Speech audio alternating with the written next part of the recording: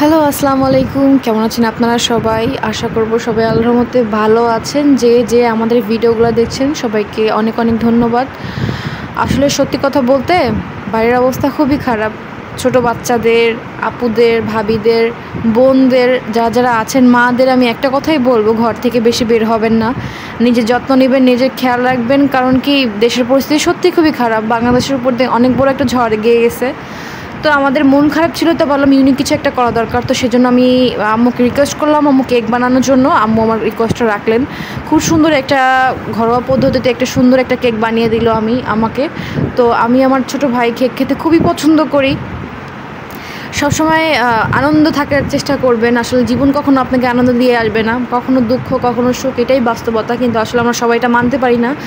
দুঃখটাকে আসলে চেপে ধরি। আসলে আমার মনটা অনেক খারাপ যে কোনো একটা কারণে। আপনারা সবাই দোয়া করবেন যেন এই খারাপ লাগাটা চলে যায়। দেশের পরিস্থিতি ভালো না।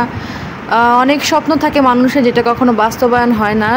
আসলে এগুলো কথা বলি কারণ কি, অনেক ভাই বোনে আছে আমাদের যারা স্বপ্ন কখনো পূরণ হয় না। তারা বলি হাল ছাড়বেন না। আসলে আমরা হাল ছেড়ে দিই, কেউ আসলে এই কথাটা মানি না।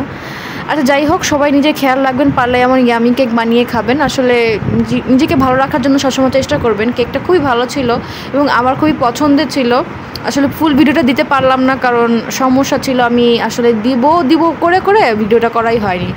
তো কেকটা খুবই ইয়ামি ছিল। ঘরের মধ্যে চাইলে আপনারা এভাবে কেক বানিয়ে খেতে পারেন। আসলে ঘরে বসে থাকার চেষ্টা করবেন, নিজেকে ভালো রাখার চেষ্টা করবেন। এই ছোটো ছোটো খুশিগুলো, এই মোমেন্টগুলো সবসময় এনজয় করবেন। সো আসসালামু আলাইকুম, সবাই ভালো থাকবেন। টেক কেয়ার, আল্লাহ হাফেজ।